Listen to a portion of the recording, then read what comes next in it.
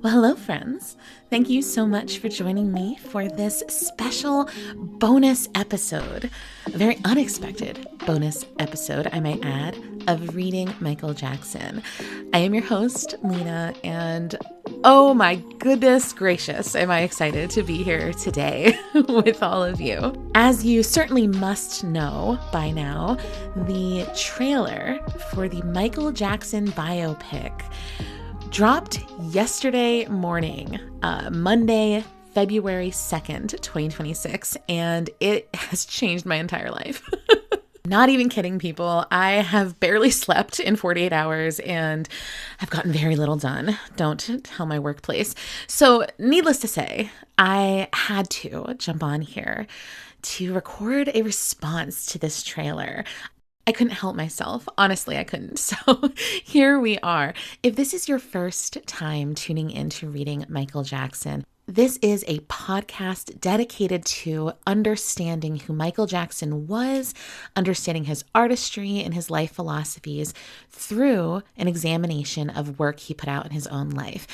Season 2, which we are currently in, we are reading Moonwalk, which is Michael's autobiography. So of course, this season, we are especially interested in storytelling about Michael Jackson's life, which is ideal and very intentional timing with the Michael Jackson biopic coming out this spring. So with that said, I'm happy to have you here, and I'm hoping to give you some food for thought in terms of not only the trailer itself, but the actual biopic as well.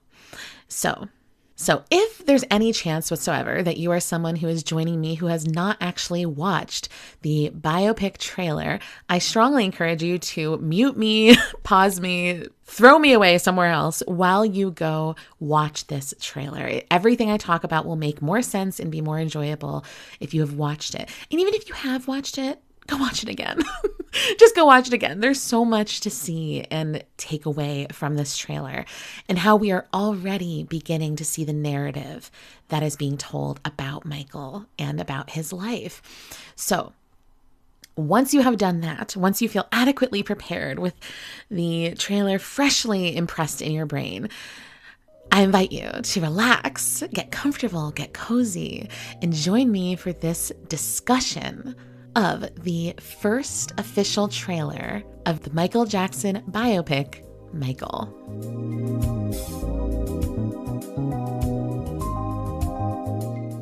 Now, before I get into what are going to be 10 major points that I want to share with you, and yes, 10 specifically, because I actually took notes.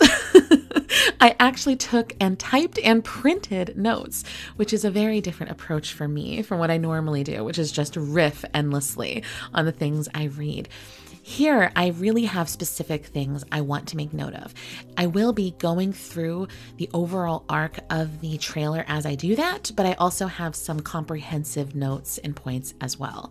So before I do that though, I just want to share my experience with this trailer because I'm sure others feel the same, but I just want to let you in on how another fan, this fan, experienced this moment. So I had heard a couple of weeks ago that there was a possibility of something about the Michael biopic being released during the Grammys on Sunday. And so I, for the first time in about 15 years, found a way to watch the Grammys.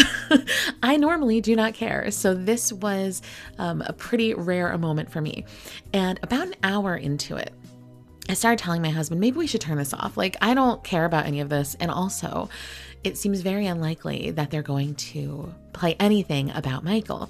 And wouldn't you know, I'm not even kidding. That exact moment, it switched to commercials and the teaser for the trailer released. So if you were not paying very close attention, maybe you didn't know that kicking off this new round of promotion, a teaser of about 30 seconds aired during about the midway point break in the Grammys on Sunday.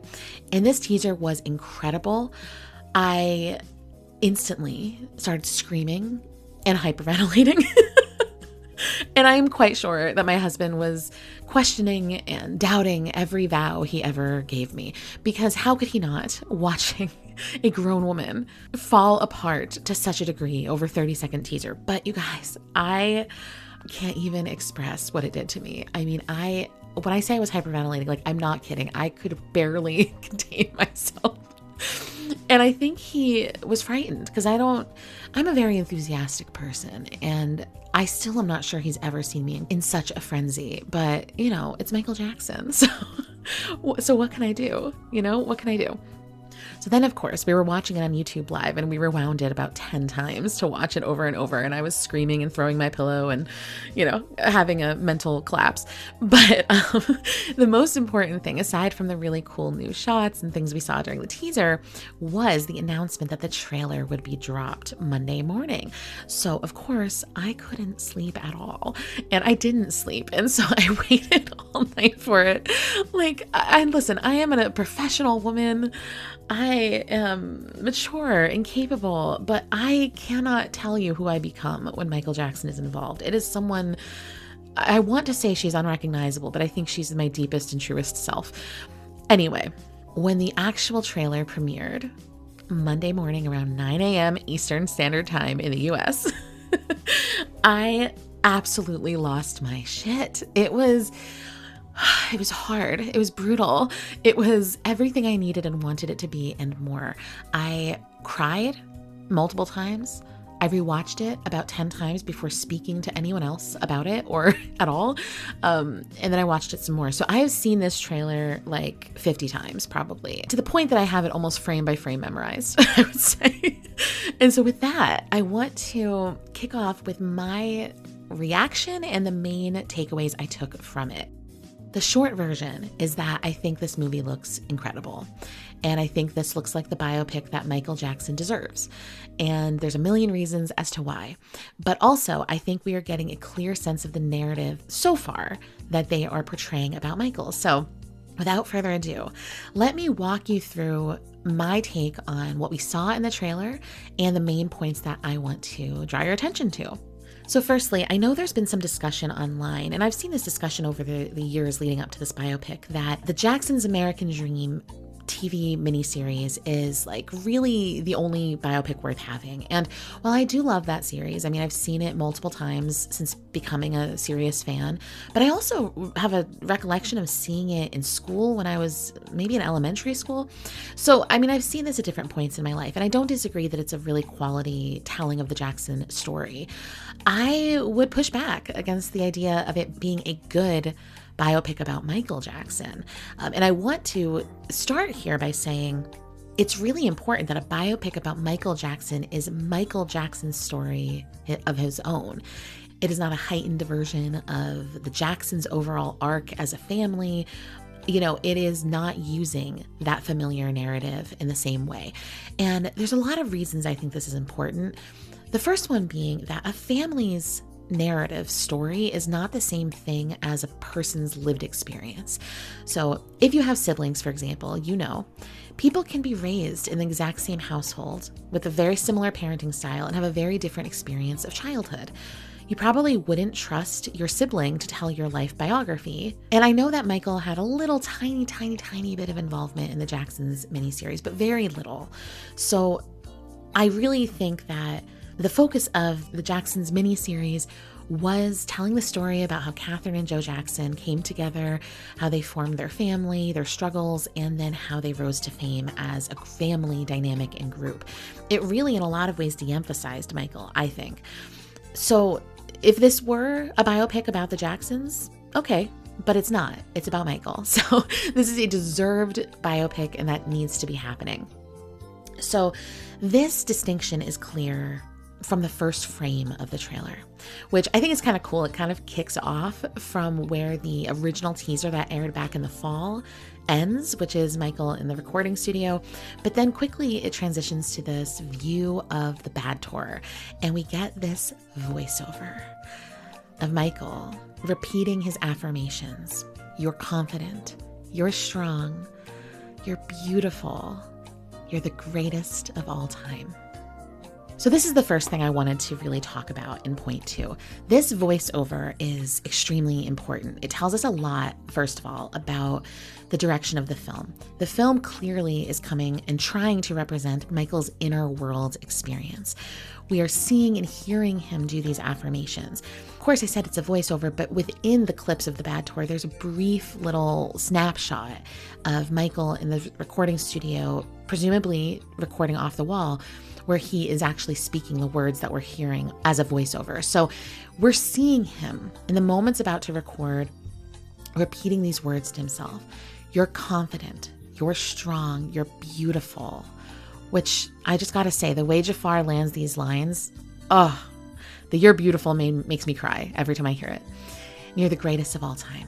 These affirmations not only give us insight into Michael's manifestation and how he ultimately created the image and the career and the aura that he was trying to get out there, but it also gives us immediately some insight into his self-esteem, his inner battles.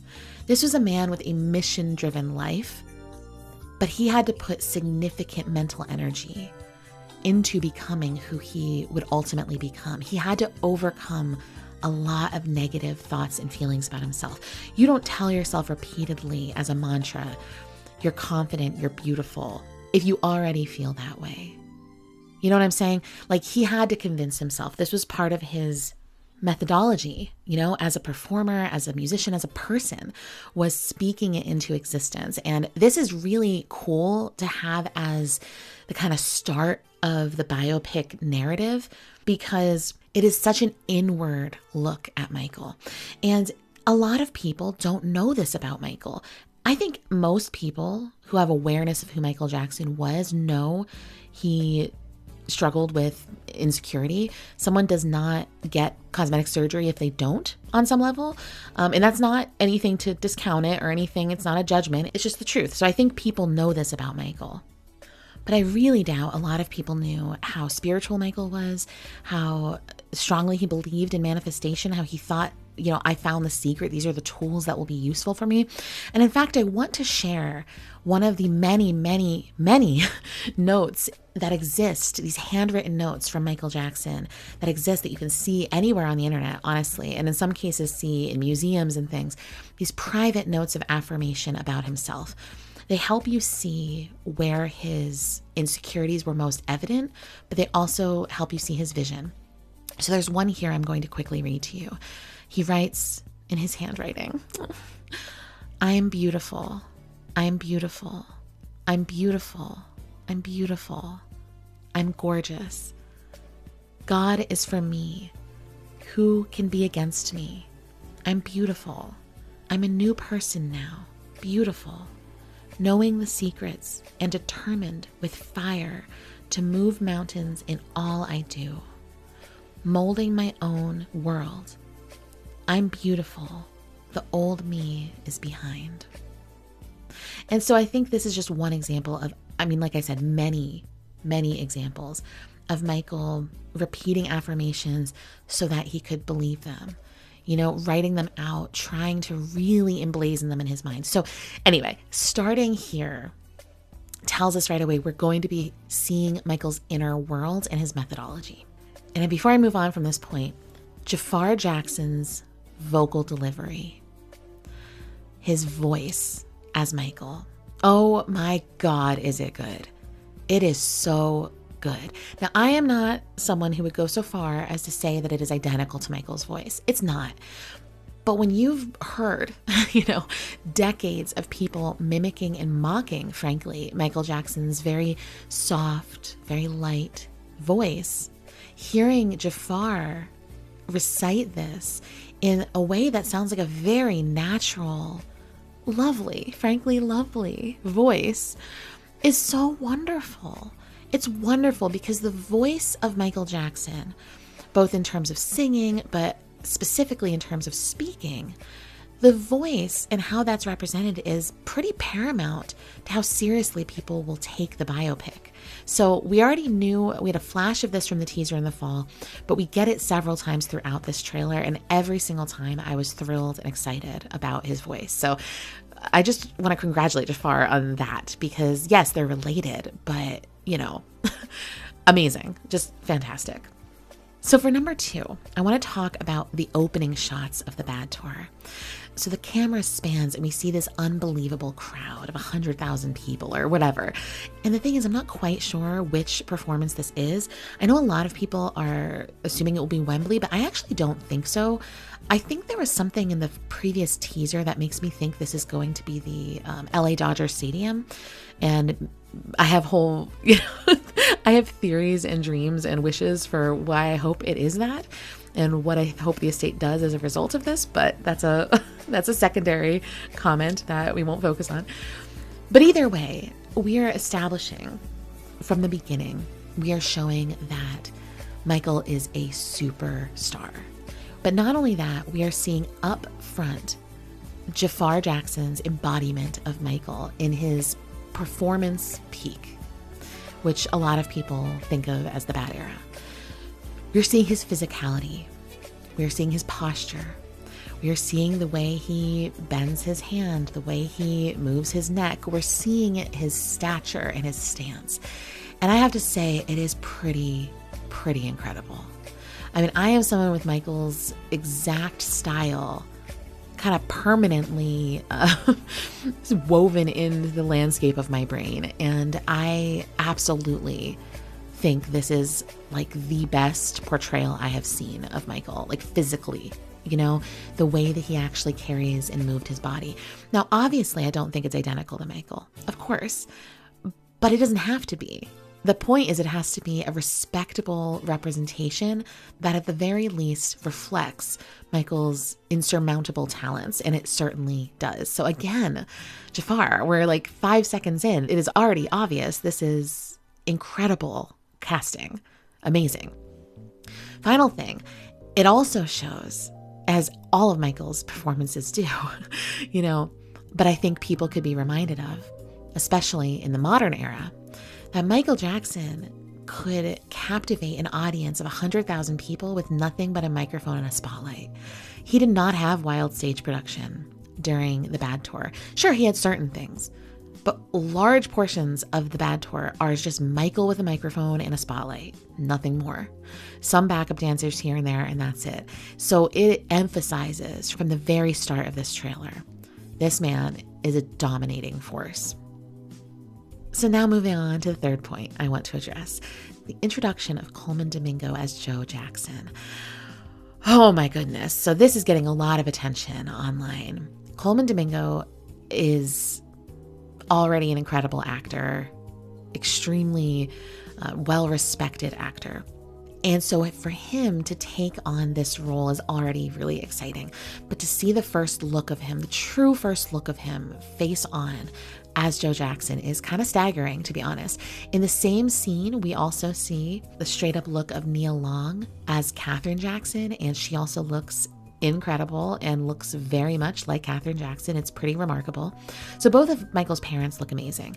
But in this specific introduction, we immediately see Joe Jackson as the impetus for the creation of the Jackson 5.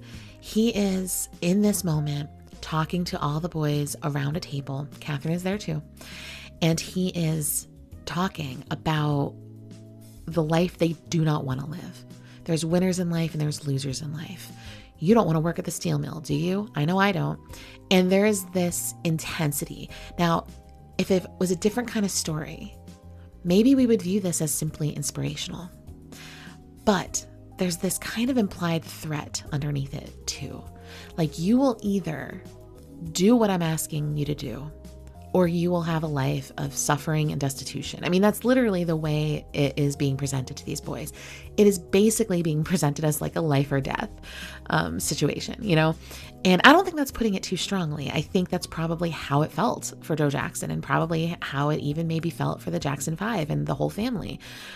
They're not minimizing that. I mean, that intense pressure was there instantly and immediately. What I love in this moment is that as he's sort of preaching to them about this.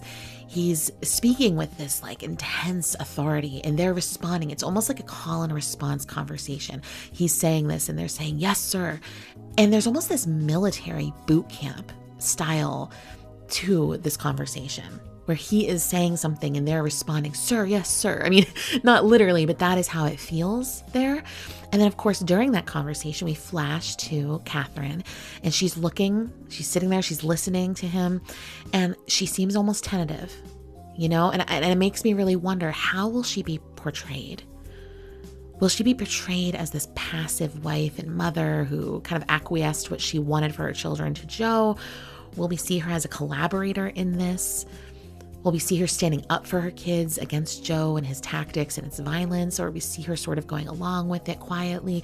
There's things we sort of know about this story, and there's things we only think we know, Either way, however they portray this, we can't say with 100% certainty it's truthful.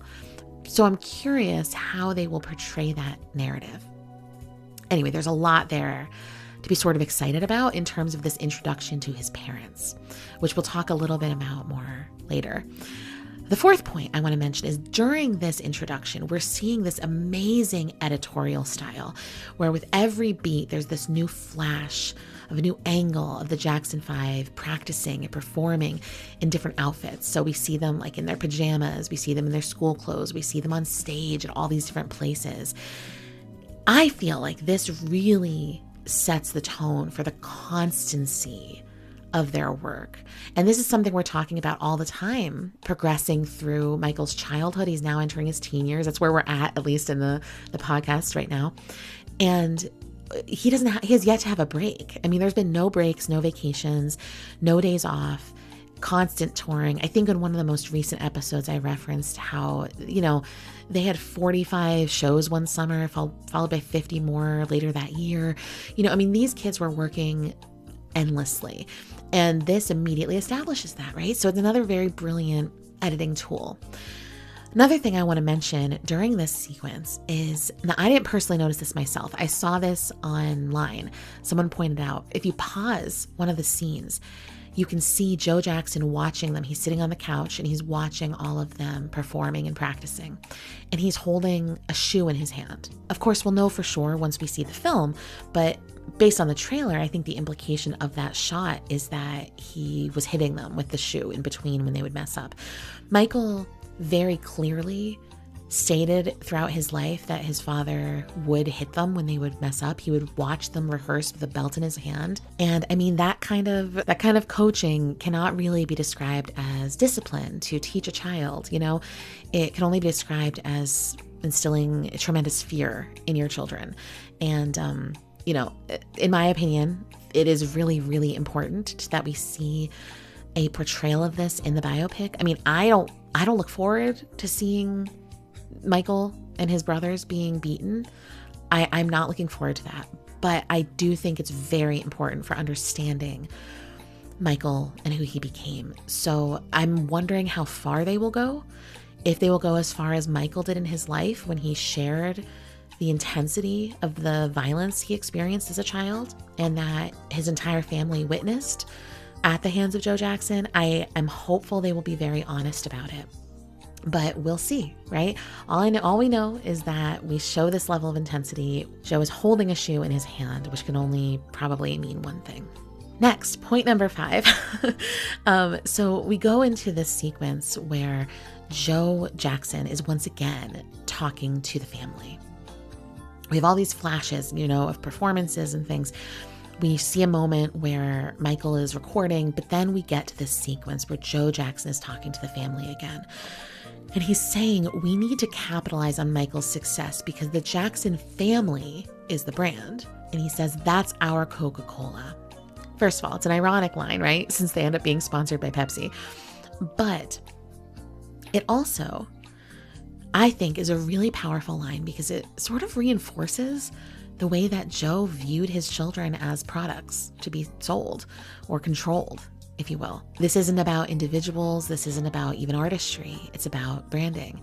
So we're having this conversation. Joe says, I'm planning an international tour for us to capitalize on Michael's success. And then we hear Michael say, I need to think. And Joe turns to him and he says, I told you what to think. And then it shoots to Michael and his reaction.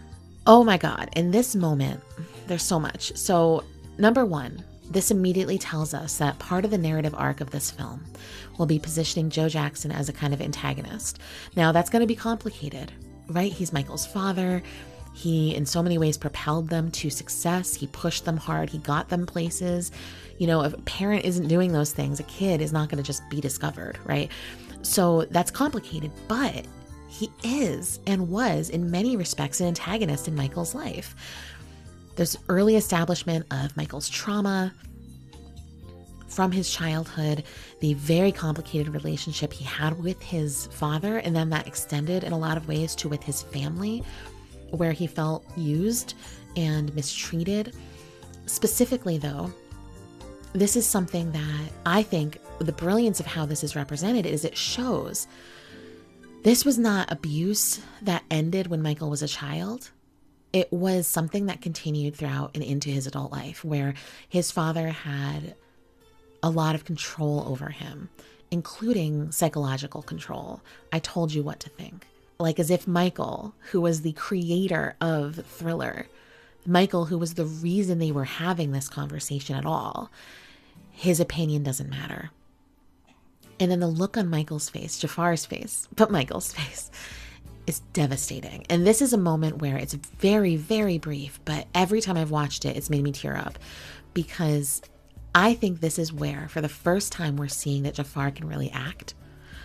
There's really we have no way of knowing if he can act, right? I mean, we know that he can sing, we know he can dance, we know that he's been made to look the part. He obviously studied Michael's physicality and his mannerisms down as well as his voice, but can he deliver the emotional experience of being Michael Jackson? And this part made me think he probably can and probably will, because it is a moment where all of the acting is in his eyes, and there is a deep pain there. Oh, it's making me emotional. There's a deep pain there. I feel like this is a really important moment in the trailer, so rewatch it and pay attention if you didn't look closely at it. There's a real serious sense of conflict and pain in his eyes, and I'm so grateful to see it presented that way. So point 6 then, moving on from this scene, we see Michael confiding in the character of Bill Bray. Bill Bray is a key figure in Michael's life, and I'm really excited that we have confirmed in this biopic trailer that he will be playing a significant role. Now, we knew because he was cast that Bill Bray would be an important component. Bill, of course, being Michael's bodyguard and someone who traveled with him from the time he was a little boy until the mid-90s. So Michael kept him around. And something we know is when Michael keeps someone around, there's a reason. He cut people off when he needed to. So Bill Bray being in his life from, late 60s, early 70s to the mid-90s is pretty significant, right? So Bill Bray is also someone who is a really serious figure in Michael's life, specifically like a father figure. There are notes that Michael has written to Bill Bray, thanking him for being the father he never had, thanking him for loving him and caring for him, because he doesn't know what would have happened to him if he had only had Joe. In fact, rather than summarizing it, let me read the note itself. Now, I'll be honest, I don't offhand know what year it was written, but I think there's some context clues that we can help us determine what it was. But this is a handwritten note from Michael to Bill. He says, "Bill, it's been a long, long road. We have traveled throughout the year. Concerts, tours, meeting dignitaries, kings and queens of countries, touring around the world twice, making people happy through the gift and love of music. I'm coming of age now and really realize the importance of true love. Joseph never had time for me. He only saw me as a way for him to make money. And as you know, Mother was a perfect mother, but I never was with her. My childhood was on stage away from Mother. What I'm simply trying to say is, thank you for being a father. I don't know what would have happened to me if you were not around. I love you, MJ." So, with this, seeing Bill Bray portrayed in this trailer as the person who gives Michael permission on some level to pursue a life without his family is profound and very important. And the fact that it's included in the trailer makes me hope that we really get into those details of their relationship, which is what I'm so curious about and would love to see presented more. Okay, and now on to point 7. After we have this scene, we see Michael pursuing the creation of his own music. He has a voiceover talking about how there's so much inside of him that he just wants to have come out. And we're seeing him waking up early in the morning and going to his studio at Havenhurst and surrounded by notes and this urgency in his eyes and his lips to work and create. And I say his lips because there's this kind of indication of his beatboxing, which I'm really curious if Jafaar can beatbox and if he can. Like, he probably learned how if he learned how to do everything else, but I'm really curious to see that. But this is so important to not only have this in the trailer, but it indicates to me that they are going to spend time establishing Michael's creative process. And I also want to point out that while we're showing flashes of this scene, we begin to see flashes of words on the screen. Witness his rise, his genius, actually portraying him as a musical genius, which everyone who worked with him said about him. He was a musical genius. And that is often overlooked by the culture at large. And I say that because on a literal daily basis, I see people on YouTube or Facebook or Twitter or wherever comment that Michael was just a performer, a great performer, but just a performer. And that is often something that is said to elevate other artists, specifically Prince, where people like to compare Prince and Michael Jackson. Despite them having very different aesthetics and styles of music, they're compared very often, I think probably largely for racial reasons. But Prince himself called Michael a genius. So it's a little bit ironic that so often he is diminished in this way. But Michael was also a pop star, and he was so incredibly talented at what he did that I do think might just be a misconception because of that it's almost beyond grasp that someone who's that talented at singing and dancing and performing could also actually write the music himself and create all of it himself. But as we know, as fans, Michael wrote the majority of his major hits, including Billie Jean and Don't Stop Till You Get Enough, which are featured in this trailer. So I'm really happy to see that. Now, points 8, 9, and 10 are overall more general comments. So number 8, we sort of end this trailer with another voiceover from Michael, where he says, "I believe music can change the world," and describes his mission, basically his mission statement. "I want to spread love, joy, and peace. That is what I want the world to feel. Magic." Oh, Michael. And you did it. No, but seriously, Michael's artistic philosophy here, it is summarizing the entire purpose behind his massive fame. His goal was to make the world a better place through music. His goal to be the biggest artist in the world came from a place of wanting to spread love, joy, and peace. I mean, that was his mission. And ending on the word magic feels so incredibly important to me because I've said this before on this show. If there's any word that sums up Michael more than any other, it is the word magic. Magic was everything Michael was striving for in his entire life. I think he wanted to live a magical life. I think he wanted to create and represent the fantasy of magic in real time. And anyone who sees the way children respond to Michael Jackson and sees the way Michael Jackson still to this day inspires people of all different languages, races, ethnicities, backgrounds, cultures. How could you not describe it as magic? It's magic. It's not just popularity. It's not just fame. It is a kind of magic. There's like an alchemy to what Michael did and does. So as much as this is simply how the trailer ends, I also see that as kind of the thesis statement, if you will, of the entire thing. So then 9, something I love, again, this is an overall arching view of this trailer and what we know of the narrative so far. We are seeing Michael in every iteration of him. And by that, I'm not talking about eras. I'm talking about the sides of who he was. We are seeing Michael Jackson, the phenomenon and superstar. We're seeing Michael Jackson as a little boy, just trying his best to please his father. We're seeing Michael Jackson as a wounded young man, fearful and afraid and scared. We're seeing Michael Jackson as an artist and as a genius. We're seeing him as someone who could go into a boardroom and demand that he's treated with respect as the greatest and biggest artist in the world. We start this trailer on the image of Michael performing on the Bad Tour, and we end with a close-up of his face. As he's covering his eyes, we see just his lips parting and him breathing right before the word magic, and then it breaks into the title card. That close-up shot to me, and the way we start with the image of the Bad Tour and end with the close-up shot, shows me that the intention of the narrative here, in this trailer at least, is to say, this is who you knew on the outside, but this is who you're going to know. So you knew the superstar and phenomenon, but everything that happens in the middle, everything sandwiched between those two images of the Bad Tour, all of that is the truth of his story.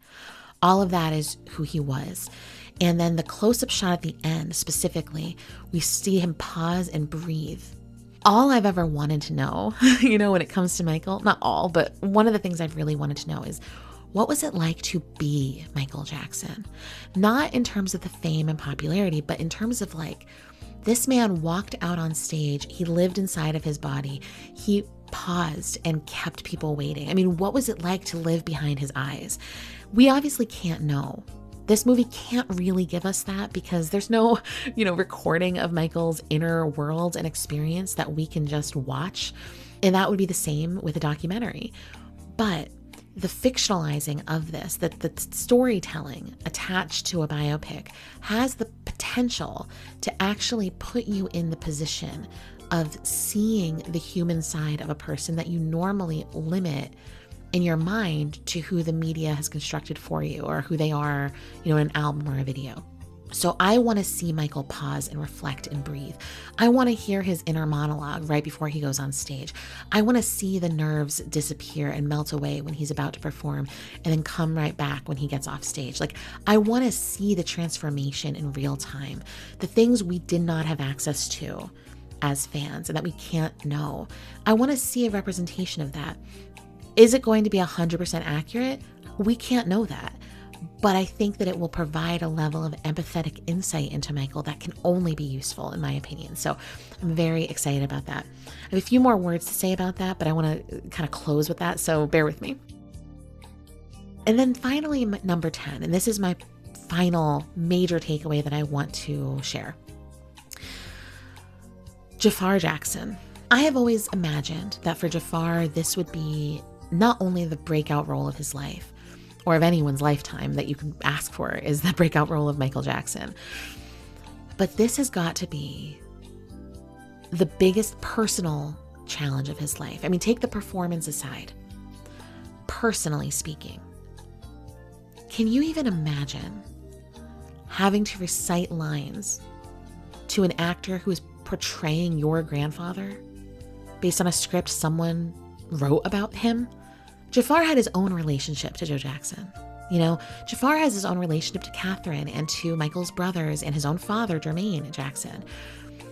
Jafaar has an intimate family knowledge from the perspective of being the nephew of Michael and the grandchild of Joe Jackson.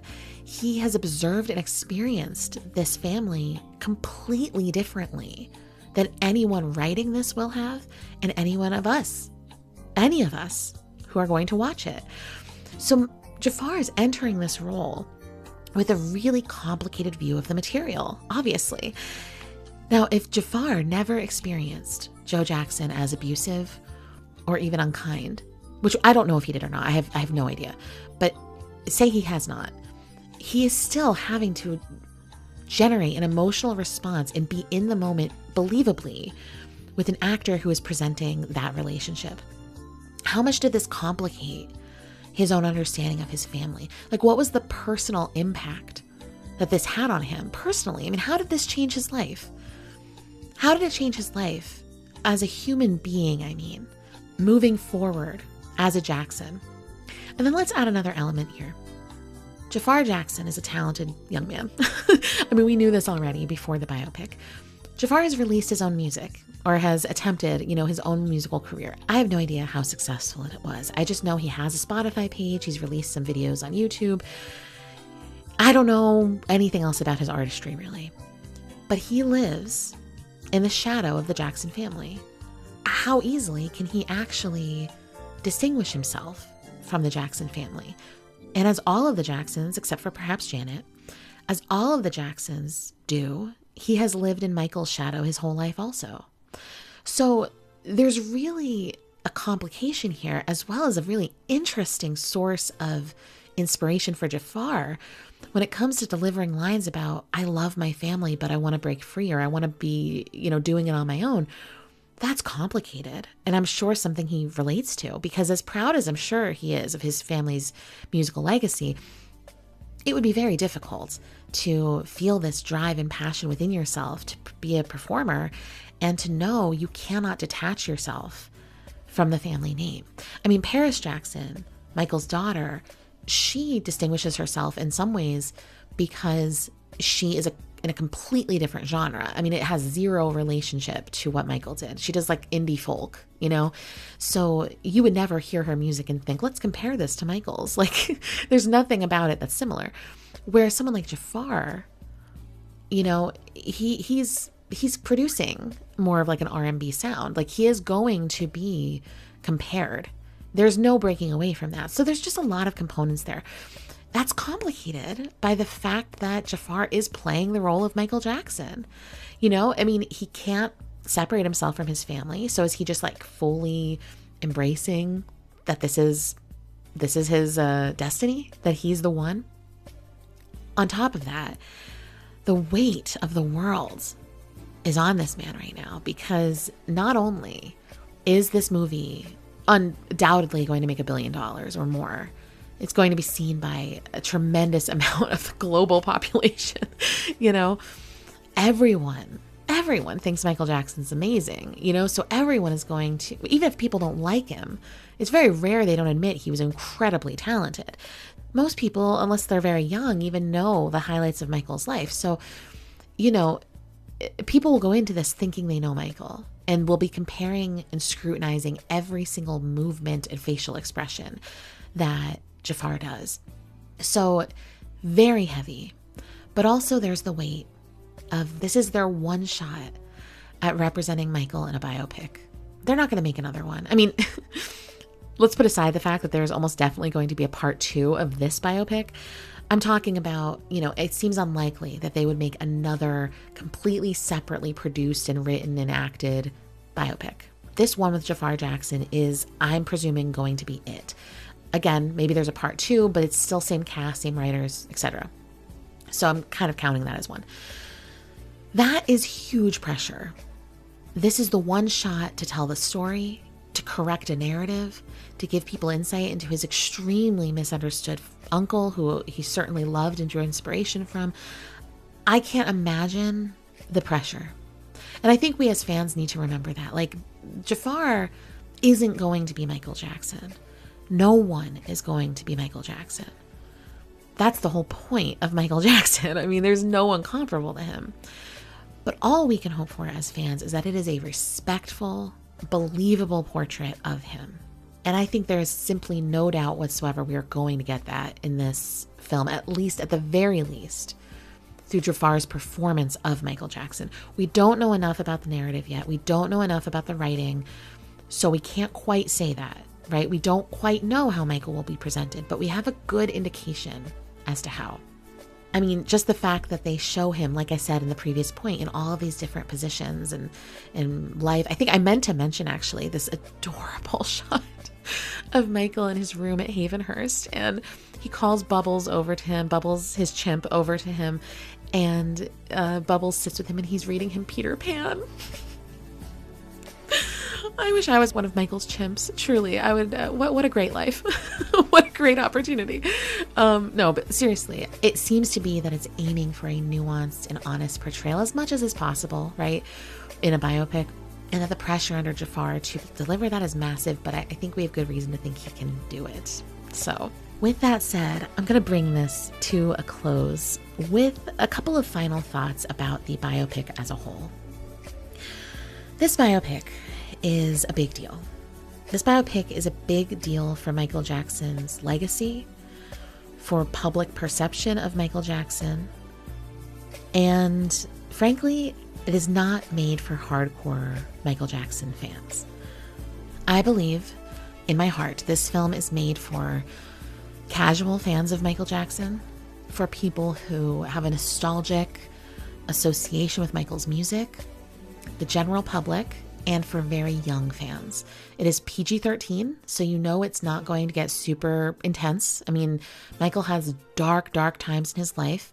I don't know how dark we're going to get or not, but it's not made for those of us who have examined and thought about and cried about every part of his life already.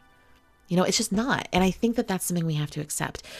Anytime this estate, but also literally anytime anybody does this, where they put out a project, there's something they're trying to achieve. I am not going to sit here and say, I think the goal of this biopic is to give a 100% accurate portrayal of Michael's entire life experience.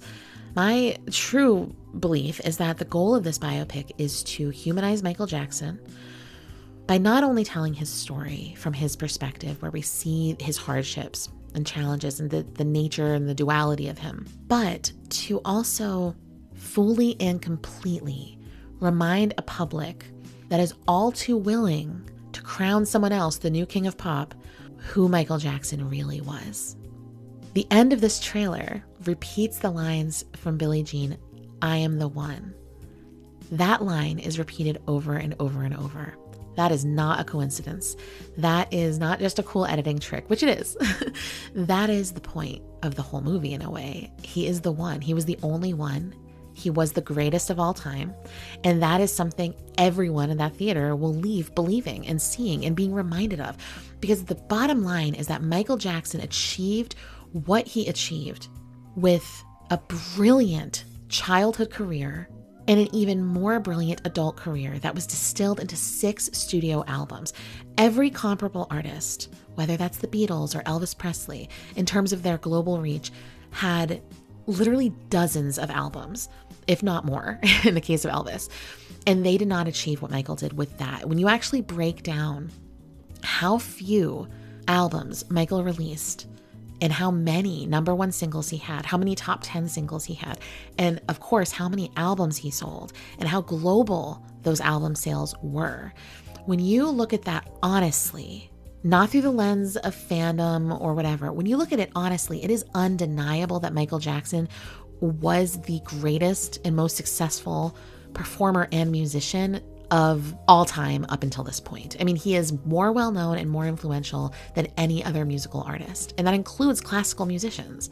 I mean, he is known everywhere, because the thing is, to claim otherwise is to deny the existence of the non-Western world, and that is something we're not going to do in the Michael Jackson fandom, and is really not something we should do at all anyway. You know, music exists beyond America and the UK, and even though Michael was American, his reach went further than anyone else's has ever historically gone, and likely will ever go ever again.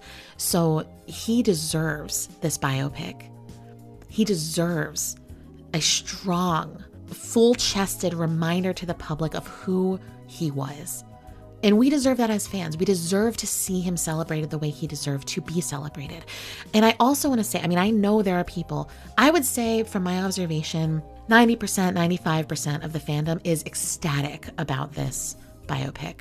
Then there are people who feel excited about the biopic, but kind of nervous, not really letting themselves get excited yet, kind of tentative, which I get. It's completely understandable. And there are those people who are happy it's happening, or maybe feel a little conflicted about it happening, not super interested in watching it, but would be happy to see it do well. And then there are people that are actively very upset that it's happening, that it's not, focused on archival footage of Michael, or it's not, telling his story in a different way to correct narratives about him specifically. I understand every one of these positions. I have gone through the motions and the emotional experiences within all of those categories. I am firmly planted in the excited, can't wait, ecstatic area, but that's because I have a very tempered expectation of this as a fan. I do not expect it to be Michael Jackson up there. I know it's Jafaar Jackson playing Michael Jackson. I have a tempered expectation in that way. I do not expect full transparency that I would get in a documentary. I don't expect it. It's a biopic, and in some ways, it's representing fantasy. Because that's what every biopic does. It shows the glitz and the glamour and the downfall. That's typically the narrative arc of every biopic. And that is problematic in some ways. But Michael had a mythical quality to him that he himself fed into. So I believe this is the kind of biopic Michael would likely want of himself. I also feel that it is very, very likely that the estate will release additional projects more in line with what serious fans want only after the success of this biopic. Because from a marketing perspective, why would you put out a documentary or a documentary series, for example, or release concerts to a potentially ambivalent audience?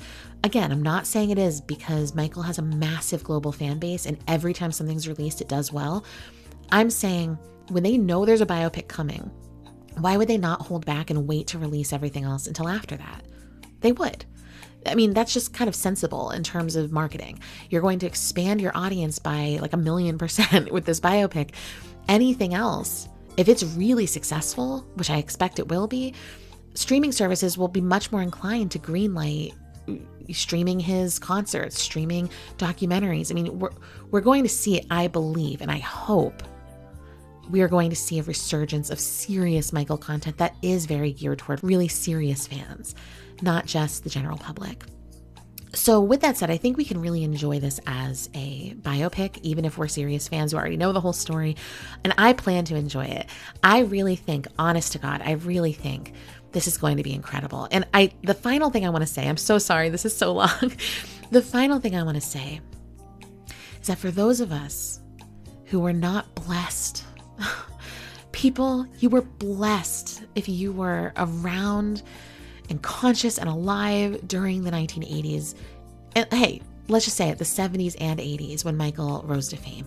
You lived a charmed life, friends. Like if you were there and you witnessed it and you got to be a fan, I know watching Michael's struggles in real time must have been horrifically awful, but to experience it rather than just having to conceptualize it like I do, you're really lucky. And the closest people like me will ever get to understanding Michael mania or hype around Michael is the release of this biopic.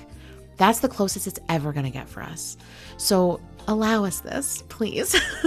Remember that Michael's constantly growing fan base. And by that, I mean he is constantly growing his fan base.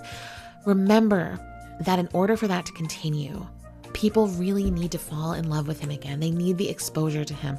There needs to be an accessible film that is well known and well received and promoted and talked about by everyone. We need that in order for people to be introduced to him as an artist. I have personally discovered multiple artists I love through biopics. So I really do believe this is very important to his legacy. And I hope that if nothing else, we can all agree what we want for Michael and his legacy. And what we want is Michael's legacy to be as secure as possible so that his memory does not fade with time, but that he stays permanently emblazoned in our history, both American history, but also global history and pop culture history, because he was one of the most influential human beings in history, and he deserves it. So with that, I'm going to close. This was, oh my God, probably 10 times longer than I intended. But I am very happy to have spent this time with you. I hope that you enjoyed this episode. I am doing a quick turnaround on this one, guys, so I apologize if there were any errors and editing problems. I'm going to do my best to get this out ASAP. Otherwise, I will look forward to talking with you again next week as we continue our reading of Moonwalk. Until then, have a wonderful week and weekend, and I will talk to you all again very, very soon.